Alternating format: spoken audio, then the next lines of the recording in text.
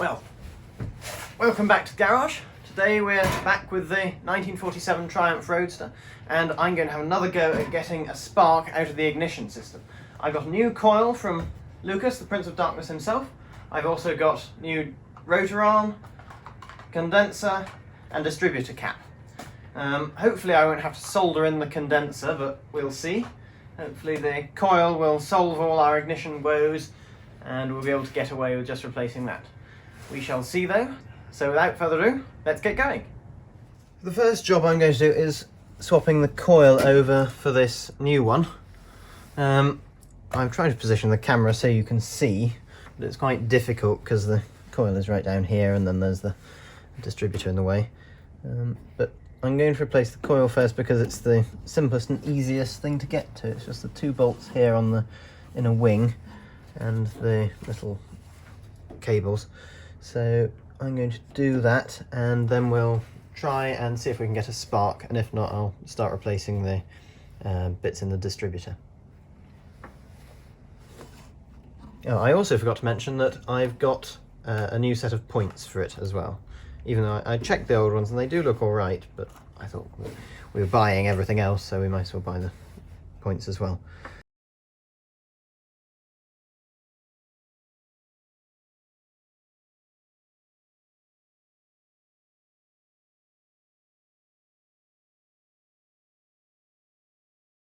Alright, so I've now freed the coil. That will just come off.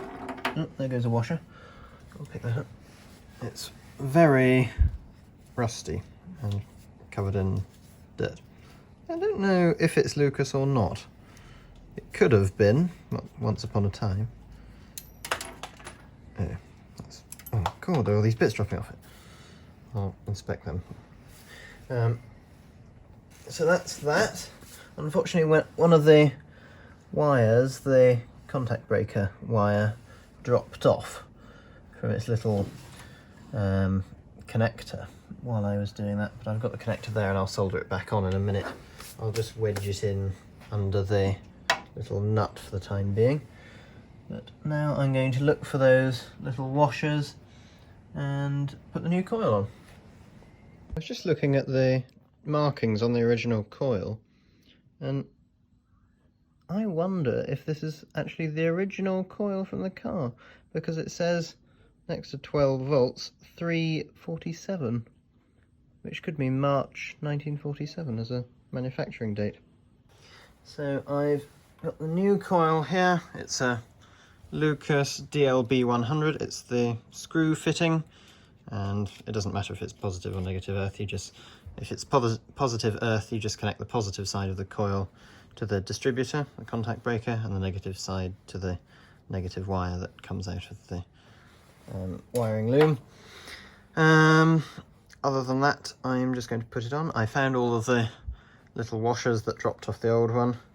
They weren't particularly important washers. There are new ones which come with the new coil, so I might as well use the new ones. So let's get to it.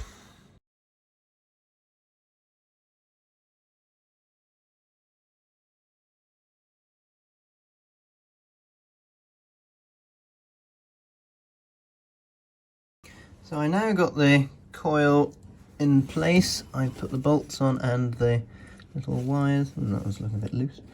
Probably tighten that one up. I'm going to check that everything makes good connection with the multimeter in a minute, but first I'm going to deal with the HT lead here, which takes the spark from the coil inside the distributor. The little acorn thingy on here, which screws in, just needs a little bit more wire on here, so I'm going to strip that and expose a bit more, and then I'll be able to put it back in with its little clip.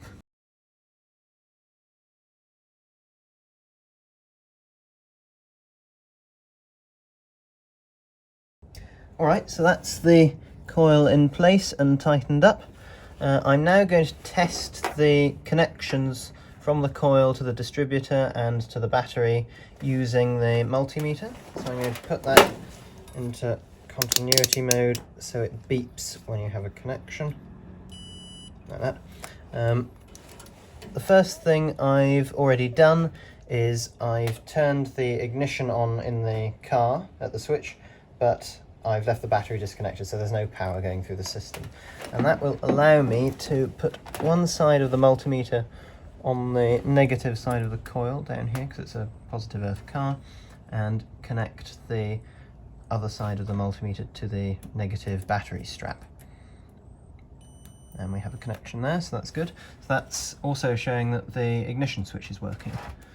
And then for the rest, I'll just remove the distributor cap, like that. And I will test the connection just along this wire from the positive side of the coil to the points, which is fine. And then I suppose I'll have to take the HT off the coil once again.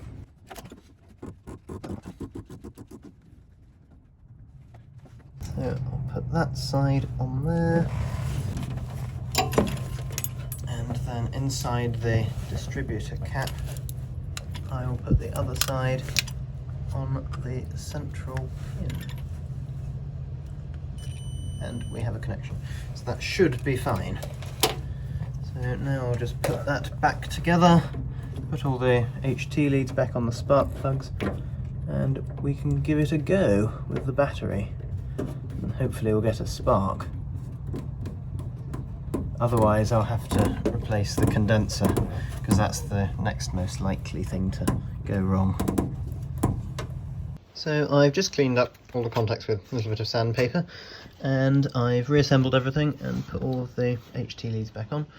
And then I've got out my spare original Champion L10 spark plug and used the little crocodile clip to ground it to the strap for the air silencer cleaner thingy. And then I'm going to reconnect the battery over here, and we can test the starter motor out again. Hopefully we'll get a spark with a new coil.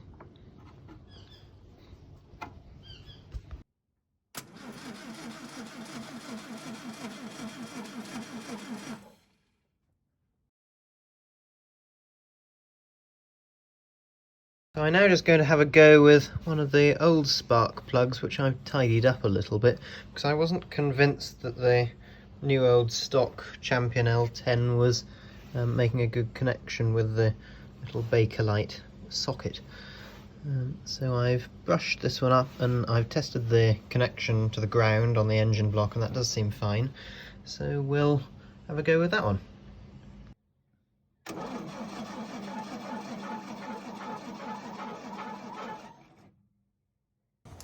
So since I've got a brand new rotor arm here, I think I might as well try it and see if that makes any difference, because otherwise we're going to have to change the condenser, and that involves desoldering it, or so I have learnt recently.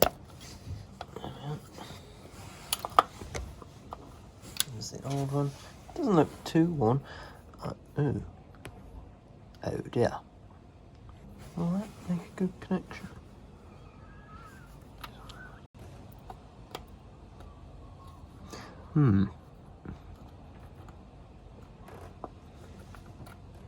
Which way was this one? It was on that way. Yeah, okay, new rotor arm doesn't fit. No, that's not going to go on.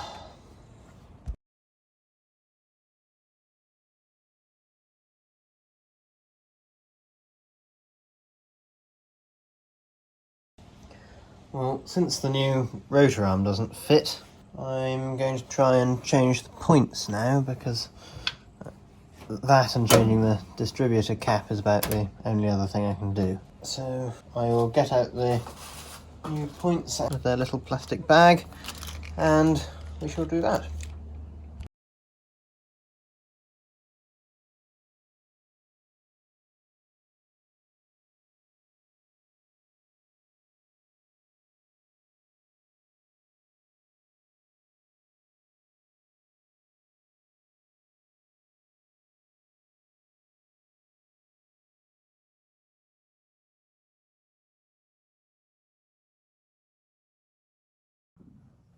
So the new points have gone in very easily, which is good, and it's now time to set the points gap. So I got out my feeler gauge, which is old, probably as old as the car, and I have consulted the manual, which informs me that to set the points correctly I need to use this feeler here, which is 0.0012 of an inch or 0.3 millimeters. So to do that, I've already in fact set the point to the maximum open point on the cam of the distributor, and then I will close the this side of the points until the gap is correct. So I'm going to loosen the points here with the screwdriver, like that. On the other side, I should have screwed them down really, but I did it while I was turning the engine over to get the gap set at maximum. That's that.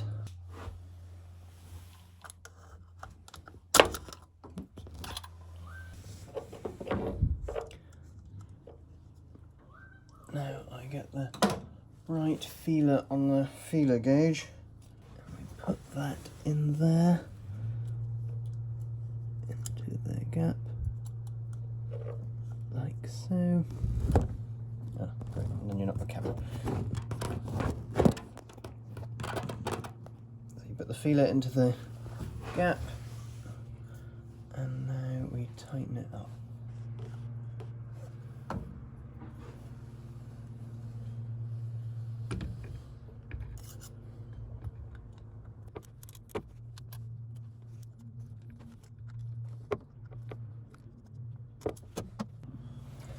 I'll just check it one more time with the feeler gauge, and that's about right. It could probably do with being a little bit smaller, so I might just do that.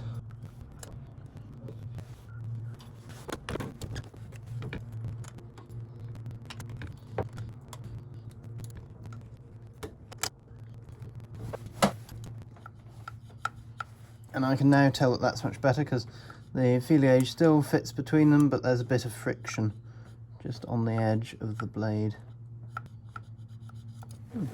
I will say that's set. So now that's the points done. I think since I've got one on while I'm here, I might as well replace the distributor cap just to see if that makes any difference as well. Can't replace the rotor arm, but hopefully the distributor cap will do. So I will undo all of the little HT connections inside, and then I will put them onto the new cap.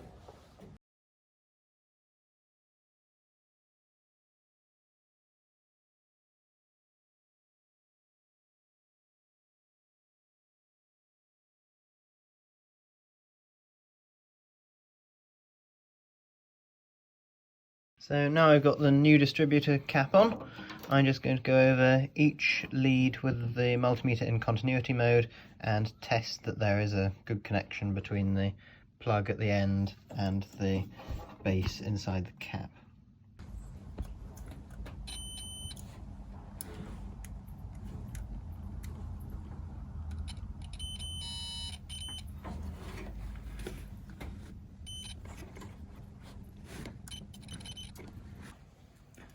So now I'm just going to put the leads back on, and then we'll give it another try with the new distributor cap in place.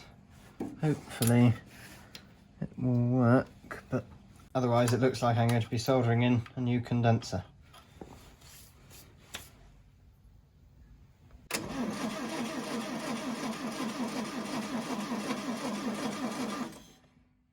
So it's still not working, and looking increasingly like I'm going to need to solder in a new condenser. So I will heat up the soldering iron, whip the cap off once again, or get it out of the way at least, and bring out the shiny new condenser to solder in.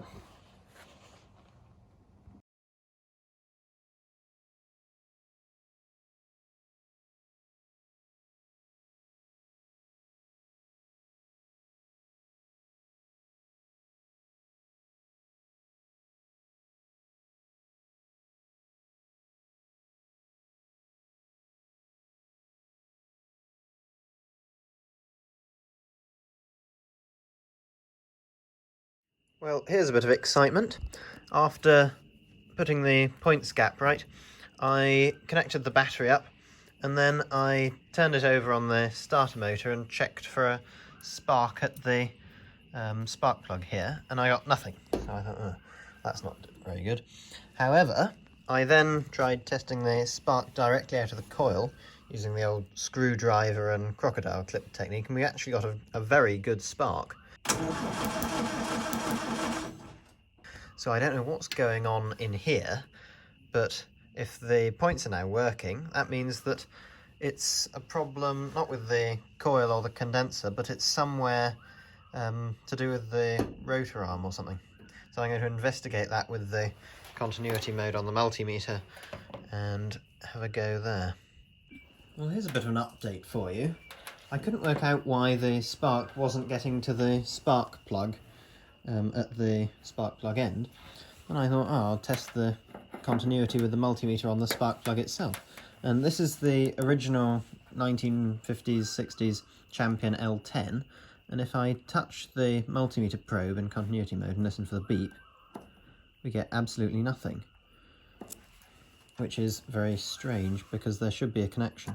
So then I got the old Bosch one, which came out of the car when we bought it, and tried that. And lo and behold, don't know if you can hear that, but the multimeter is now beeping. So clearly there is a connection in the Bosch plug where there isn't in the brand new Champion one. Maybe why it wasn't used when it was new. So I'm going to try again, looking for a spark with the Bosch plug.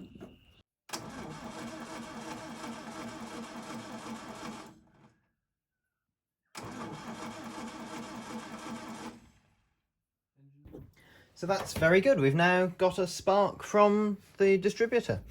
That's amazing. It's so frustrating, really, that the brand new old stock spark plug from the original one for the car didn't work. I don't know what's wrong with it, but at least we now know that there isn't a major fault somewhere, which is good. So next thing to do will be to try and get the fuel pump working, or working better anyway, and get some petrol up, and then we can see if we can try and start it. But before I do that, I'll put some fresh oil in it, drain the old oil out, because we don't know how old that is, although I have checked that it's clean and not sort of grubby in any way, and put some oil in the gearbox because that doesn't seem to have any in it, and hopefully after that it will be about time to get it running. So I think, depending on the length of this video, I will say ta-ta for now. So that's about it for today. We've done a couple of things. We've got a spark out of it for the first time in goodness knows how many years. So hopefully next time we'll be able to get the fuel pump working, put some new oil in, then it'll be running. No, probably not. We shall see what goes on next. All that remains is for me to say thank you very much for watching. Ta-ta for now.